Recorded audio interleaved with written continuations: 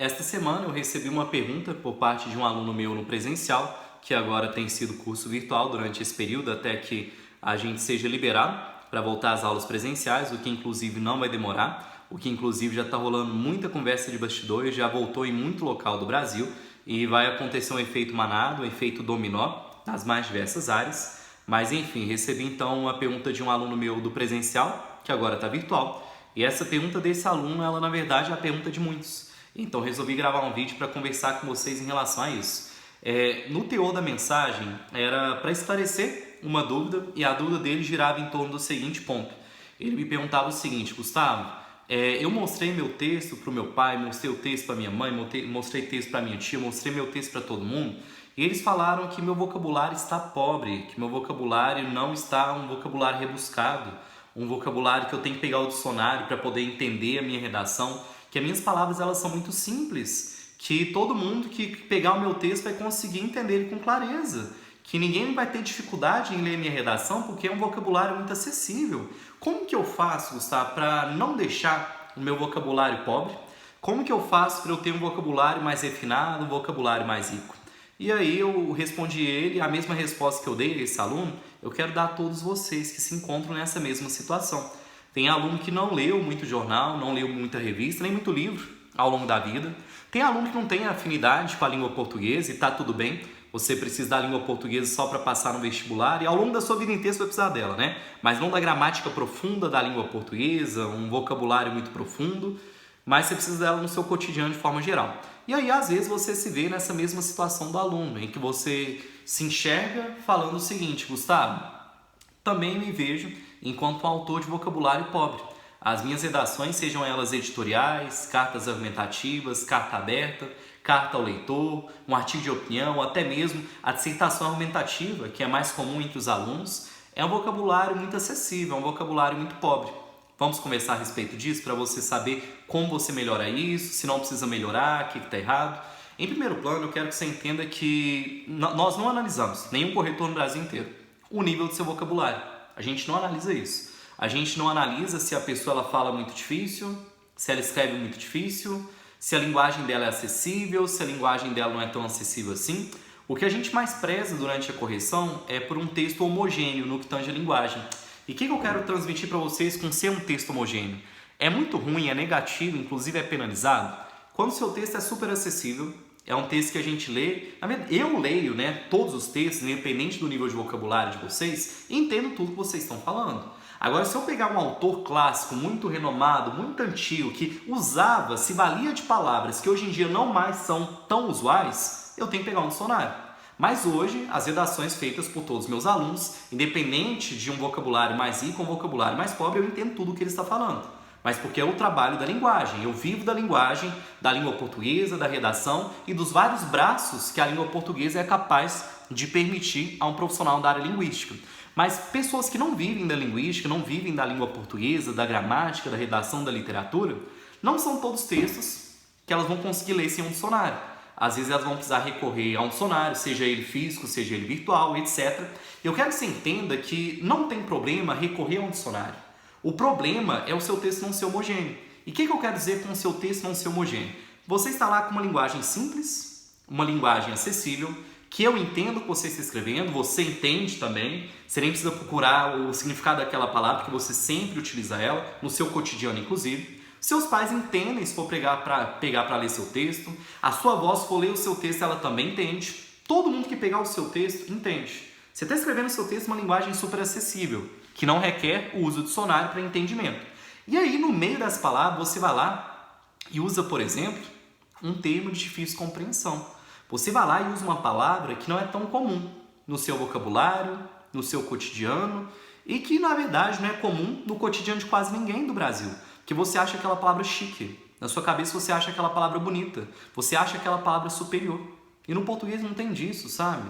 Não tem uma palavra superior, não tem uma palavra inferior. Tem vocabulário e cada um tem o seu. E a gente, banca corretora, a gente é obrigado, viu, a respeitar o seu vocabulário. Se o aluno tem um vocabulário mais simples, tudo bem para a gente, banca corretora. Se o aluno tem um vocabulário mais rebuscado, tudo bem para a gente, banca corretora. O errado é você mesclar esse tipo de vocabulário ao longo do texto, em que você está num linguajar simples, acessível E em pontos bem pontuais mesmo, estratégias do seu texto, você coloca a palavra difícil para pagar de bonito, pagar de inteligente, preciosismo vocabular. A gente olha para aquilo, a gente banca corretora, e dá vontade de rir. A gente fala assim, poxa, o aluno está querendo aparecer. Ele está achando que ele vai ganhar ponto. Na verdade, ele vai perder, porque a linguagem não está homogênea durante todo o texto, não está igual. Em determinados pontos ela está heterogênea, está desigual, não está no mesmo nível de linguagem ali para nós. Então, não tem problema, em momento nenhum, foi assim que eu respondi ao aluno e respondo a todos vocês que têm esse mesmo tipo de dúvida. Não tem problema em momento algum para nós, banca corretora, você ter um vocabulário que nas suas palavras é pobre ou um vocabulário que na sua visão de mundo é rico. O que a gente vai analisar e o que a gente vai defender durante a presença do seu texto, a confecção da sua redação é uma homogeneidade vocabular, em que o seu texto é integralmente uma linguagem acessível e simples, ou o seu texto é inteiramente uma linguagem erudita, uma linguagem mais complexa, porque por N motivos da sua vida você formou a sua educação, o seu vocabulário daquele jeito. Só que entre esse e esse, sendo bem sincero, a gente prefere esse. É sempre o melhor tipo de texto. O texto acessível, o texto que eu leio, o seu pai lê, a sua avó lê, um professor de matemática lê, alguém sem uma grande escolarização lê, independente da faixa etária, independente da geografia, independente de sexo, religião, cor, dinheiro, idade, independente de qualquer fator. Todo mundo lê e entende. A linguagem ela tem que ser assim, ela tem que ser universal. A nossa fala, a nossa escrita, elas têm que ser o quê? Acessíveis. A gente tem que prezar por se fazer entender. Em que a pessoa nos escuta, a pessoa nos lê e ela entende o que a gente está falando, ela entende o que a gente redigiu, o que a gente digitou ou escreveu à mão, foi manuscrito ali para nós. Então, deixando bem claro para os senhores nesse momento, não chame o seu vocabulário de pobre. O seu vocabulário é o seu vocabulário. E eu e todos os corretores do Brasil iremos respeitar a sua cultura, a sua formação, o seu vocabulário. Seja ele nas suas palavras um vocabulário pobre, seja ele nas suas palavras um vocabulário rico. Não tem isso de vocabulário rico e pobre em momento nenhum. O único critério que a gente analisa é isso. Se é um vocabulário homogêneo durante todo o texto igual ou heterogêneo. Está ali, né, numa vertente de tipo de vocabulário e no meio do texto joga uma linguagem diferente do que é habitual daquela pessoa. A única coisa que a gente, banca corretora, vai de fato analisar enquanto vocabulário pobre é se você colocar palavras impróprias, né? Se você colocar a palavra com erro de português, um erro gramatical, sem acento, sem o C cedilha, sem o tio, sem uma crase, aí é um vocabulário pobre porque tem um erro gramatical. Tem um erro correspondente à coluna 1 de correção da sua redação. É um erro de português, né, contrariamente à norma padrão aí pra gente. A gente também vai considerar um vocabulário pobre se você escreve um palavrão ao longo do seu texto, se você escreve um xingamento, uma linguagem chula ao longo do seu texto, aí isso é sim uma linguagem pobre. É uma linguagem pobre quando você vai para uma linguagem de baixo calão. Quando você vai para uma linguagem chula, uma linguagem baixa, uma linguagem difamatória, caluniosa, às vezes você está xingando alguém no seu texto, isso não pode jamais. Assim como também é um vocabulário pobre, durante a sua redação, você escrever desse conforme a gramática. Porque a gente, na redação, a gente tem que prezar pela gramática, ela vale aí cerca de 20% da sua nota na redação, em qualquer vestibular que você vai prestar. Mas falar que o seu vocabulário é pobre, pelo emprego de determinadas palavras, ou ausência de uma palavra chique, na sua opinião, isso aí é uma inverdade? Isso é uma coisa inconcebível, uma coisa sem tamanho, e é um absurdo que em pleno século XXI ainda haja pessoas que acreditem na existência de um vocabulário pobre ou vocabulário rico. O vocabulário ele é individual, cabe a todo mundo respeitar o vocabulário do próximo. Repito, o vocabulário só é pobre quando é palavra de baixo calão ou desconforme português. No mais, não existe isso de rico, de pobre, são nomenclaturas utilizadas ao longo da história, mas erroneamente utilizadas. E ao explicar para o aluno que o vocabulário dele não era pobre, que era o vocabulário dele, e representa a cultura dele, a raiz dele, representa ele, só ele tem aquele vocabulário, assim como só eu tenho o meu, e cada um de nós tem um vocabulário diferente, eu aproveitei o gancho e expliquei para ele o seguinte: não existe vocabulário rico, não existe vocabulário pobre, existe o meu vocabulário, existe o seu vocabulário, o que se preza é pela homogeneidade da aplicação de cada um dos vocabulários, e o mais importante, o que se preza na sua redação é a sua argumentação. E esse aí você precisa se preocupar. Eu falei com ele, a sua argumentação, ela tá uma argumentação de conversa de bar, de conversa de boteco. Ele falou assim, Gustavo, como assim? Uma argumentação de conversa de bar, uma argumentação de conversa de boteco. Falei assim, quando a gente vai num bar conversar sobre o assunto, para beber, para comer alguma coisa, não mais, né, agora em quarentena, não mais em período de isolamento social. Na verdade, eu particularmente não gosto de bar, né? Mas para quem vai, quando a gente passa na porta, eu só passo em porta de bar, né? Nunca fico em bar. Quando a gente passa na porta de bar ou ouve relatos de bar, a gente vê que as conversas de bar são conversas o quê? Leves, tranquilas, sem aprofundamento, raras exceções. Claro que existem exceções, tudo na vida tem exceção, mas no geral, o pessoal quer ir lá jogar uma conversa fora, não falar de uma conversa séria, uma conversa que vai gerar uma briga, às vezes tem briga em bar, né? Mas eu estou falando de no geral, né? Normalmente eles querem conversar ali, jogar uma conversa fora, se distrair, relaxar, etc. Tanto os homens quanto as mulheres. Mas quantas pessoas você já viu em conversa de boteco citar Michel Foucault, Karl Marx, Émile Durkheim, Montesquieu, Maquiavel? Quantos você já viu durante uma conversa de bar? Nos vários bares que você já foi ao longo da sua vida, existem bares que existem pessoas que conversam sobre isso, só que são bares raros e frequentes raros dentro desses bares. Quantos bares você já foi na sua vida e as pessoas estavam conversando sobre Constituição Federal de 1988, Código Civil, Código Penal, Lei de Crimes Ambientais, Projeto de Lei 4.162/19, Projeto de Lei 27/18, que considera os animais seres sencientes, capaz de sentir emoção, capaz de sentir sentimento e não mais objetos?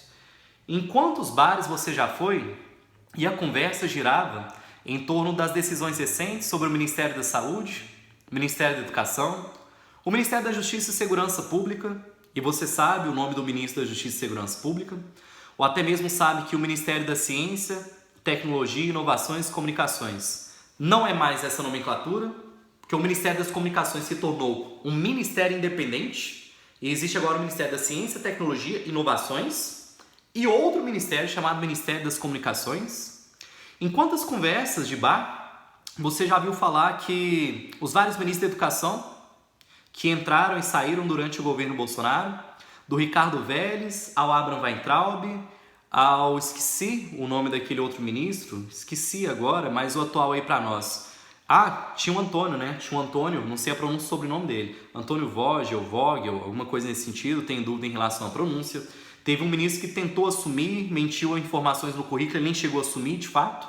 Esqueci o nome desse ministro. E agora o ministro atual da Educação, que é o Milton Ribeiro. Em quantas conversas de bar você vê pessoas discutindo no bar sobre esses assuntos? Eu vi poucas vezes na minha vida. Já sei de pessoas que fazem isso, só que é igual eu te disse, são raras. A conversa de bar normalmente é uma conversa mais superficial. É uma conversa mais leve, é uma conversa sem aprofundamento. É uma conversa em que as pessoas que estão ali rodeadas, né, por cerveja, por bebida, por comida, regado a independente que substância esteja na mesa, elas vão falar assim, o estupro é negativo. Aí o outro fala assim, é negativo mesmo. Aí o outro fala assim, é negativo porque acomete muitas pessoas, sobretudo as mulheres. Só que ninguém fala qual é o país que tem maior índice de estupro. Exemplo do Congo, que a gente já viu em nossa sala de aula. Ninguém fala a quantidade de estupros que existem no Brasil. É uma conversa superficial, uma conversa rasa. Eu falei com o aluno nesse sentido, falei assim, a sua argumentação está semelhante a uma conversa de bar. A sua argumentação, seus instrumentos argumentativos ao longo do texto, eles se assemelham à conversa fiada de bar, no geral, na maioria das vezes. Porque no seu texto você não cita filme, não cita série, não cita desenho, não cita novela, não estou vendo nenhuma lei ao longo da sua redação, nenhuma frase de algum pensador, você nunca citou um livro, nunca citou uma poesia, estatística, nunca colocou. Letra de música, quem é o autor daquela música, parte do trecho da música, também não. Você fazer menção às disciplinas do ensino médio, seja com conceitos da matemática, conceitos da física, os próprios conceitos de língua portuguesa, gramatical dentro do seu texto, também nunca houve esse tipo de menção. Alusão histórica, seja a história do Brasil ou a história geral, o senhor também não faz muito uso. Sociologia e filosofia e seus vários pensadores, também não. Então, no seu texto, você não deve se preocupar com a qualidade do seu vocabulário, que assim como eu te disse, o vocabulário é seu. O meu é meu, cada um tem um seu e reflete a sua vivência, as pessoas que a gente convive, os livros que a gente lê ou deixa de ler, os documentários que a gente assiste ou deixa de assistir, a quantidade de horas que a gente estuda ou deixa de estudar, o nosso apego, a nossa afeição a língua propriamente dita, o nosso desapego, a nossa desafeição a ela, mas cada um tem o seu vocabulário e todos são obrigados a respeitar o vocabulário do próximo. E na redação a gente só vai penalizar o seu vocabulário se for um xingamento, uma palavra baixa, né, uma palavra de cunho pejorativa, ou se tiver desconforme a gramática. Aí a gente é autorizado a penalizar e a gente vai penalizar. Ou se, não se esqueçam disso, o seu texto tiver com uma linguagem X e no meio do texto você meter uma linguagem adversa, diferente daquela que você está acostumado a utilizar. Mas você, no geral, não tem que se preocupar com a linguagem, você tem que se preocupar com a qualidade do seu argumento. Enquanto você não tiver uma qualidade argumentativa boa, você não chega à casa dos mais 900. A gente, em um primeiro plano, a gente sempre tem que preocupar com o quê? Com a estrutura do texto. A gente tem que aprender quantidade de frases, quantidade de parágrafos, quais são os componentes da nossa introdução, quais são os componentes da nossa conclusão, o que é tema, o que é tese, o que são delimitações, o que é carga argumentativa. E depois de você saber a teoria e a estrutura da sua redação e ter domínio sobre tudo isso, aí você tem que se preocupar e muito, mas muito mesmo, com a argumentação. Porque se cair, independente de qual tema cai no seu vestibular, mas cai um tema que você for argumentar e analisar argumentativamente, com conversa, nível de bar, sua nota ela vai ser muito baixa. E não vai existir nenhuma possibilidade de você passar no vestibular. Exatamente por isso, todas as semanas, sem faltar nenhuma, o que existe aqui para os senhores? Existe uma aula de repertório sociocultural, existe uma aula de análise textual, existem aulas gerais como essa, com comentários mais curtos sobre redação no geral. E a união de todas vai gerar mais 900 na sua redação.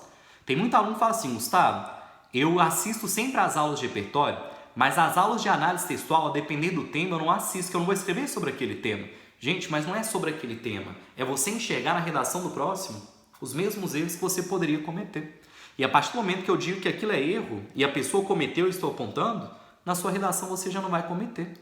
Então a união das mais diversas aulas, aula de repertório sociocultural, aula de análise textual, essas aulas mais curtas em que eu dou comentários gerais sobre redação, é isso que vai gerar no seu mais 900.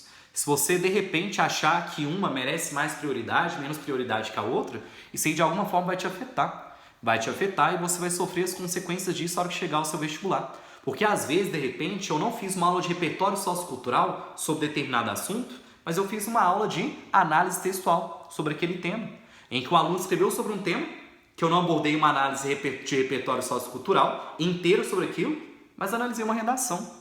E com base nos argumentos de um terceiro, com base nos argumentos de um colega, você poderia se valer daqueles argumentos para inserir no seu próprio texto.